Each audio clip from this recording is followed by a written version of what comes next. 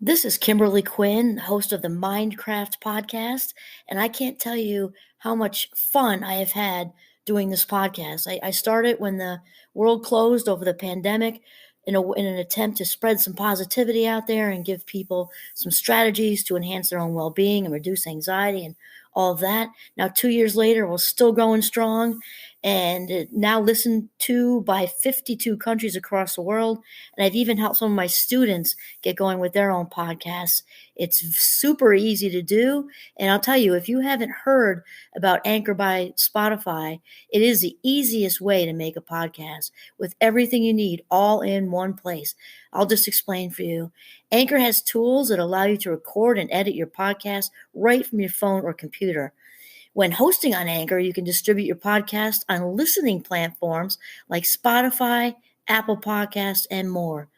It's everything you need to make a podcast in one place. And best of all, Anchor is totally free.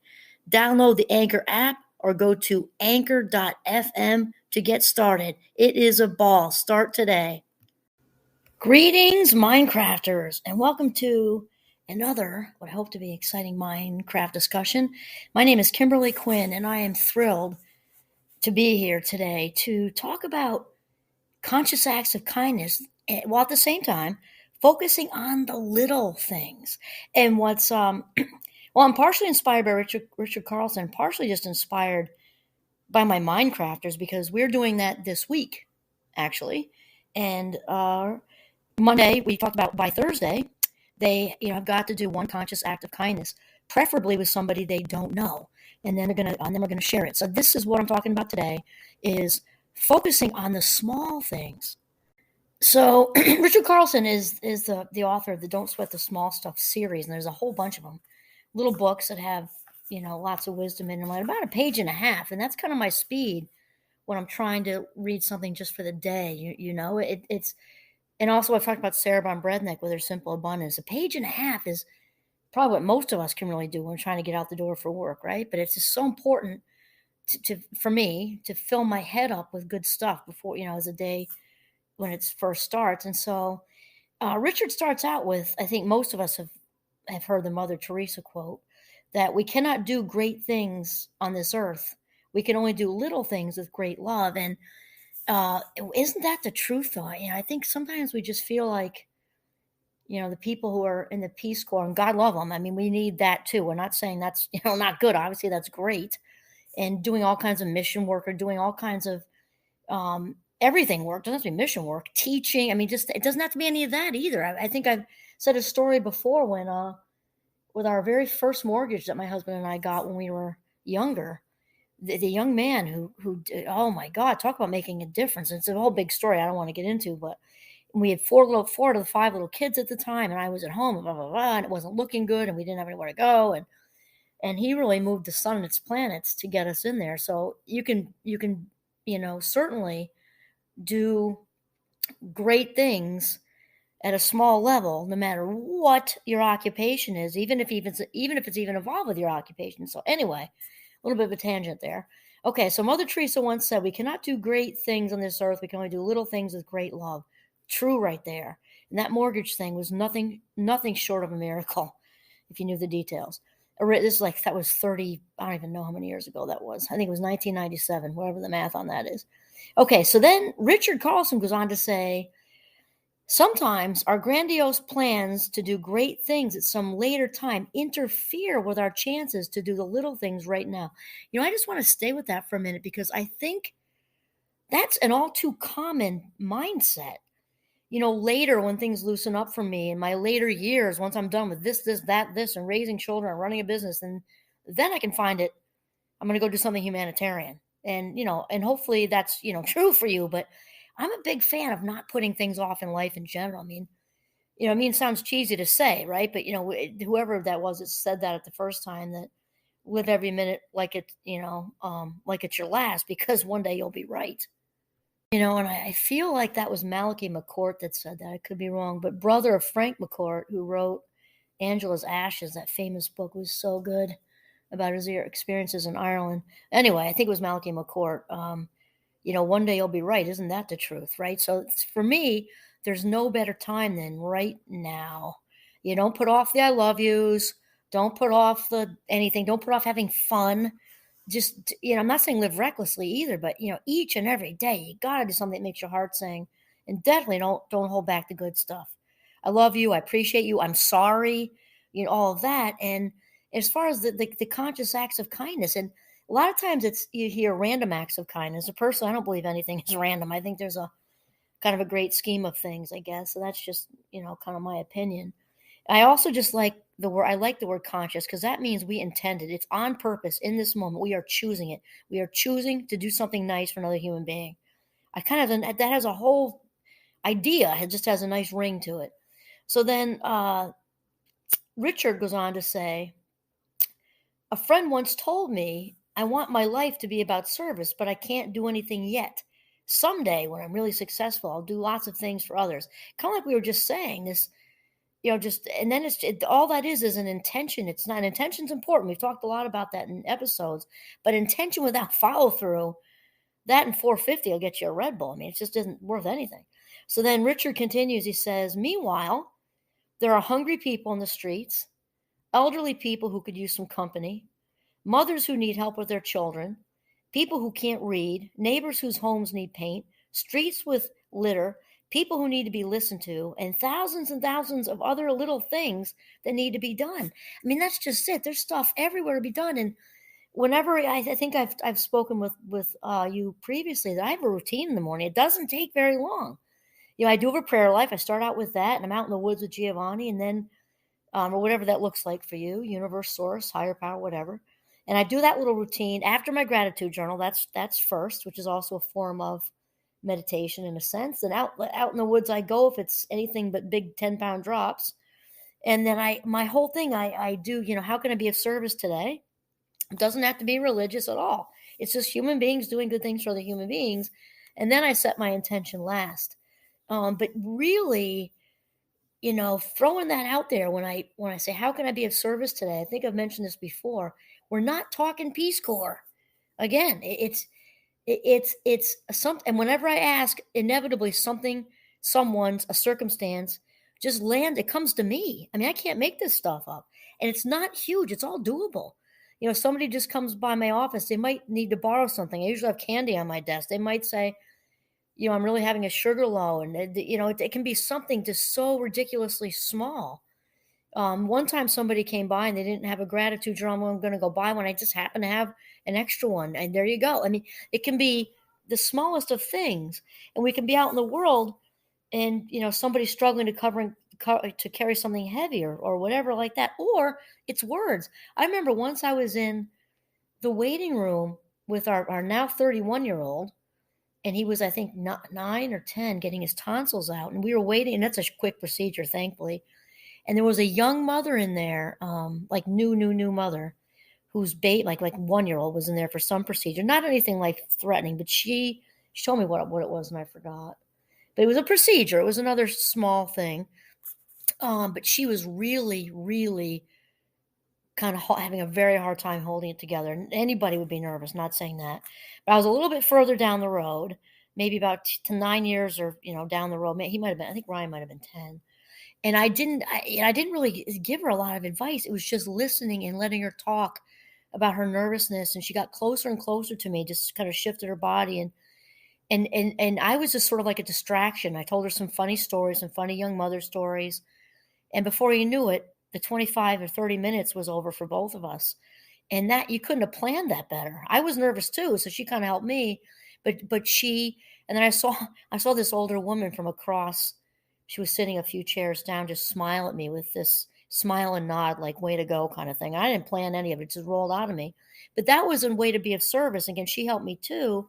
So it can be just all kinds of things that are really seemingly small, but maybe not so small to somebody else.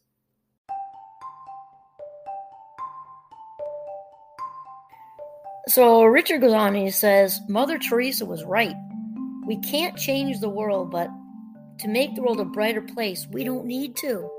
We don't need to take it on all ourselves, right? We're all little grains of sand on a really huge, infinite beach, right? So if my little grain of sand had that 25-minute, talk. I was mostly listening, actually, with a woman. It made a gigantic difference in her day. Or, I mean, sure, we've all had circumstances like that. And the other way around when it's us, right? I mean, I can't tell you how many times, because I've spent so much of my life being lost. Though I don't look at it as a downer. I've met the coolest strangers being lost, actually. And it's just when, it was like the Amazing Race when I was in Madrid last summer. I was constantly, I had like 35 seconds to get to the plane, train, or automobile. And I was just, oh my gosh, it was just hard to navigate. Very friendly people. And this last time, the last leg, which was actually to get home here to the States, I had just said, like, oh, help. I can't miss this plane. I'll have to stay overnight. There are worse things being stranded in Madrid. I don't mean that. But, I just was done, and I had a great trip, and I want to go home. All of a sudden, out of, everybody all around me, there was this couple. One of them had a T-shirt that just gave me a clue, but they were from Maryland, and they were on my flight, and they were confused, too. And then we did it together. And just, things like that just happen all the time. And, man, did that make a change for me, because we were literally running. So if I would have had 3 more minutes of hesitation in asking, that would have been it, right? So that made that nice couple staying with me, letting me tag along, was enormously helpful. So then Richard says, all we really have to do is focus on those little acts of kindness, things we can do right now. My favorite ways to be of service are to develop my own helping rituals and to practice random acts of kindness. He says, almost always little things that give me enormous satisfaction and peace of mind. It's interesting because I'm doing this with my Minecrafters on Thursday. I'm going to show them a TED Talk, and I did not plan to share this with all of you. That wasn't not sharing. I just kind of came into my head. That's what I'm saying. Mark Kelly. It's a TEDx talk from Ireland. It's only like 6 minutes long. He oh my gosh, it was so cool. He was talking about riding his bike to work, back and forth, constantly seeing a couple of the same homeless people, back and forth. One day he decided to stop, and he said, "What would you like?" And the man said, "Oh, just a coffee with 2 sugars, please. 2 sugars and cream." He said, "Okay." And he said he couldn't believe, his idea was just to help the man. He said he got to work, and I felt so good. He said, I just all over a cup of coffee. I felt great the whole rest of the day, only for a cup of coffee. So he came up with a new idea, and he went to, the Irish version of Walmart. I forget the name of the store. And he got things that he could tell people need. I think he might have asked the man, actually. And it was socks, something else, and toothpaste. So he put a bunch of Ziploc bags together with socks and toothpaste and whatever the other thing was. And he kept them in his backpack on his way to work. And he would, when he saw somebody clearly in need of this, he just stopped on the way in. And there was one man, a different man than the coffee guy, who had socks on, but they were toeless socks, like he said, like you'd have if you just came out of surgery. And he handed them to the man. He immediately took the black socks out of the bag and put them on. And he said, I just kept feeling good. He said, I feel selfish. I'm doing these nice things for people that don't take much. They don't take much money, much effort, much anything. And he said he felt selfish because he felt so good. And so that ended up turning into, he went into work. I think he worked at sounded like he worked at a rather smaller place. And the people at his work, he was kind of sharing things. And it ended up like kind of rippling through the whole office, where they all started doing kind of a pay it forward situation with their own coworkers. And so, oh my gosh, think of the conscious acts of kindness. It doesn't take much, and we do get a dopamine fix. If we just hold the door open for someone, and perhaps that's the brain's way, or let's just say like the universe, God, source's way, higher power's way of keeping us doing nice things for people.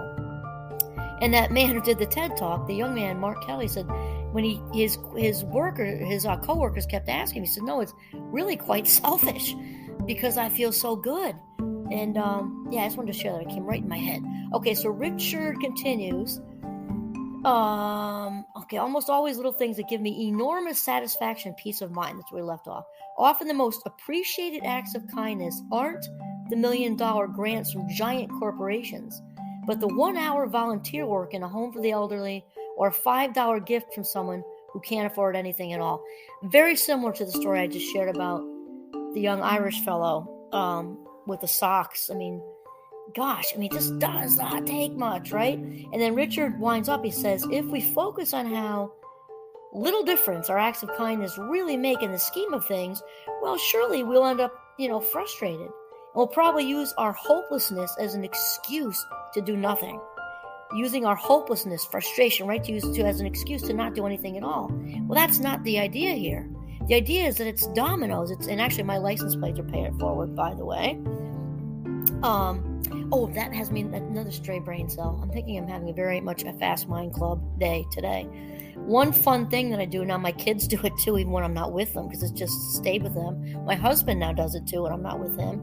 When we go down from Vermont to Boston, because not all toll roads are like this, because sometimes it depends on where you're coming from, whatever, so you can't guess it.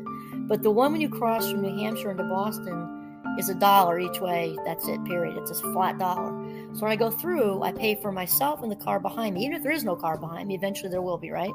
And the toll people 100% of the time will smile and say something really nice. Sometimes it's just thank you. Sometimes they'll say something like a one-liner. They'll just say, God bless you, or they might say, how nice and good for you. I don't know, whatever. And then I go through the toll. It's like 6 lanes. It's, and we go through the toll. And I just do it to have fun. It's good karma, whatever. I would say 2/3 of the time, if there's a car right behind me, they'll really step on the gas to try to come alongside me, and they all wave and honk and everything. And it's only $1. It's only $1. And there's one last story I'm going to share, because that also just came into my mind, which just means that this is just the whole talk is just authentic, and it's the universe talking right through me. Once going through that exact toll, I was headed back to Vermont. So I was at the New Hampshire rest area. I just paid the $1 for myself and the person behind me, having no idea who that was. I pulled into the rest area to get a snack and everything like that, and a woman pulled up next to me in an old Volvo, and she said, "Can I give you a hug?" And I didn't put it together right away. And she said, "Aren't you the one who paid the $1 in front of me?" So I'm getting choked up just like we're living this. And I said, "Yes." And she said something, I'm going to paraphrase, it was like probably 10 years ago. She said, you've just instilled faith again in human beings for me. She said, I've just gone through the worst breakup with my husband of like 25 years or something. And she said, I don't want to give you all the details, but it was just horrible. And my heart was broken, and I've lost everything. And even though this is just $1, you have no idea how much this lifted my spirits.